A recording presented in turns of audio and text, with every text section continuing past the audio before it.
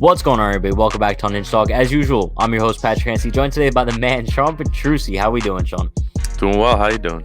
Can't complain. The Yankees have acquired their first victory of the 2021 season. But before we do get into Corey Kluber's first start as a Yankee, everyone be sure to like, comment, subscribe, turn on post notifications so you do know when we go live every day, before and after every Yankees game. We're pumping out content left and right. You guys know the deal. But like I mentioned, on Saturday afternoon, Corey Kluber made his first start with the Yankees. And to be honest, I would say it went pretty well, considering the guy hasn't pitched since 2019. I'll go down his pitching line real quick. He went 4 innings, 5 hits, 2 runs. One of them was earned, 3 walks, 5 Ks, gave up 1 home run. I would say overall, pretty solid start. Like I said, considering the dude hasn't pitched since 2019, really. Obviously, there were some parts where his control was kind of inconsistent, but I think the key was that his stuff was there. I don't think that there's any arguing that the stuff was there, right? Oh yeah, I was really impressed with his breaking ball. I mean, he was able to locate that, especially early on, like the backdoor sliders and just the movement on him. It was just nasty pitches from him. I was impressed because I think in the pregame I even said I'm expecting him to get into some jams, but I was interested to see how he's going to get out of them, and he was able to get some ground balls. Yeah. And yeah, I honestly thought he pitched really well. Yeah, and honestly, I think that the lack of control is not something that's too concerning because he talked about it in the spring. And I would assume that this is something that's pretty common for a guy. Well, I'm going to mention it for a third time. Hasn't pitched since 2019. So he's obviously going to have some rust. But I mean, considering he had some rust, it was a really solid day. There were some points where just watching Corey Kluber on the mound was such a satisfying feeling. The dude is a machine on the mound. It might be a fair comparison. He's like the DJ LeMahieu of pitching. Just because of more than that, to be honest. He's just so methodical with it. He knows exactly what he's doing at all times. And if you pair that stuff with better control, he's going to be untouchable for the Yankees this season. Oh, 100%. 100%. I think give it another maybe 3 or 4 starts, and I think he's going to really lock in and be able to give us a consistent 6 innings. Yeah. And I mean, listen, I have a pretty positive outlook on Corey Kluber this season. Despite many people not, including Dan Rourke. I don't know if anybody saw, but on Friday night, Dan was on our live, said it was a foregone conclusion that Corey Kluber isn't going to have a good year with the Yankees this season. I completely disagree. I think that, like we said, Corey Kluber has the potential to have a great season. I don't think we're necessarily ever going to see Cy Young Corey Kluber again, but he could be the definition of a solid 3-4 pitcher.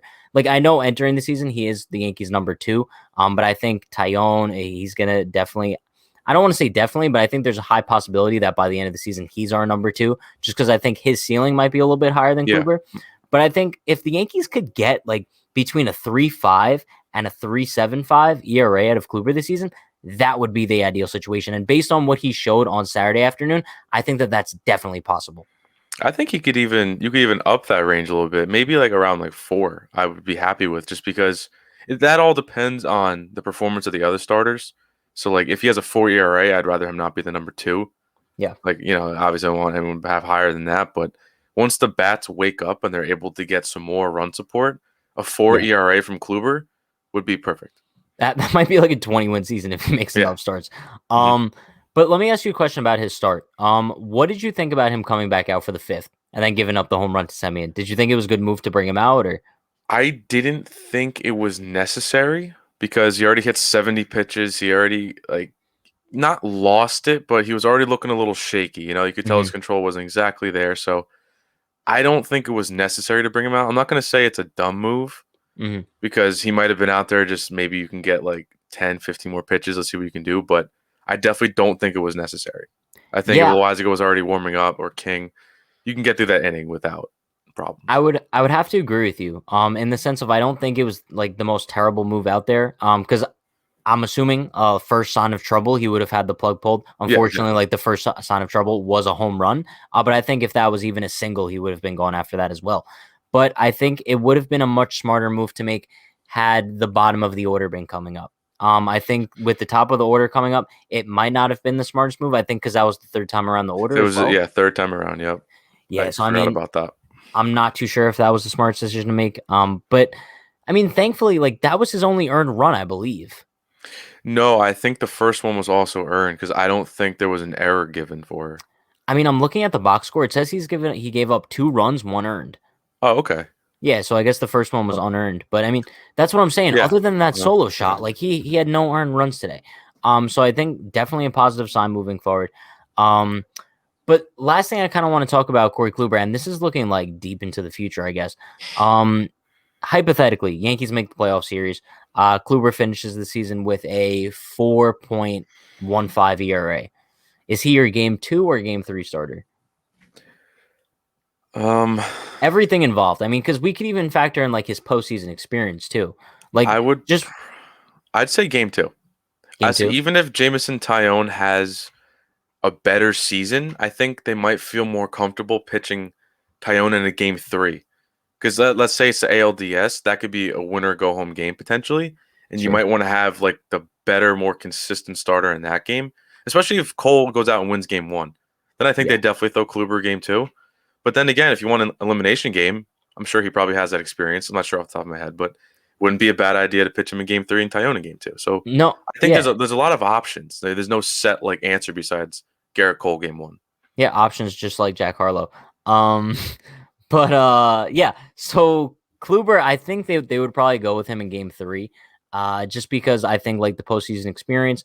Even if Tyone does have a better year, you probably go with him in game 2. Just because like if you have your best two starters going game 1 and game 2, and you have Kluber to like close the door in game 3, assuming you Yeah, win those two. I mean, bro, that's an ideal situation because yeah, I think the Yankees are going to view Kluber this postseason as long as he pitches at a decent level, right? I'm saying like not Cy Young, but not really bad either. I think they're gonna have like a Masahiro Tanaka that's exactly what I was gonna say. outlook on him. Like they're gonna view him as like that veteran guy that they want to go to in like the do or die games if Cole isn't available. Yeah. And kind of they know what they're gonna get out of him. They know he's not gonna be rattled. They're assuming he's not gonna be giving up like 5 runs in the first inning. So yeah, I think Kluber's probably gonna be like that most reliable guy in the postseason. But we have a long way to go before then. And I'm really excited to see Corey Kluber in the Bronx. Like he's kind of the definition of a pitcher we've been wanting for a while. A nice like veteran who can get guys out when it matters. I want to say like, and we know he's not going to be rattled on the mound. And I compare him a lot to Masahiro Tanaka, except I think his ceiling might be a little bit higher. Yeah, I definitely think he was a perfect replacement for Massa because Yeah, if you're going into the postseason, if we didn't have Corey Kluber, besides Garrett Cole, I don't think anyone else has postseason experience. And you can count Sevy as he does, but we don't Tyone know what. might. I don't think I the don't think. Pirates have made the I'm Pirates trying to made the think if he playoffs with was on Tyone. like the 15 Pirates, but I don't think so. I don't think he was. But Yeah. even then, not a lot of experience. Yeah. And No, we definitely don't know not. we don't know what Sevy we're getting. And even Sevy in the playoffs has looked a little shaky at times. So It's fair. I think he's a really important arm to have. No, I definitely agree. And listen, his first start is a sign of good things to come because his first start could have gone a lot worse. I've said Yes. it before. I think Saturday's game was a lot more important for the Yankees to do well than opening day, just because you had Kluber on the mound. You want to see him do well. And also, you want to see how the offense rebounded from that disastrous performance on Thursday. So, Saturday went well for the Yankees. Hopefully, Corey Kluber improves that control. And if he does improve that control, he's going to be lights out this season for the Yankees. But that is going to wrap things up for us today. Like I said before, we're going live before and after every Yankees game this season. Also, daily recorded episodes going up on the YouTube channel, so stay tuned for that. Like, comment, subscribe, turn on post notifications so you do know when we go live. And yeah, we'll see you guys next time. Stay happy, stay healthy, stay safe. Peace.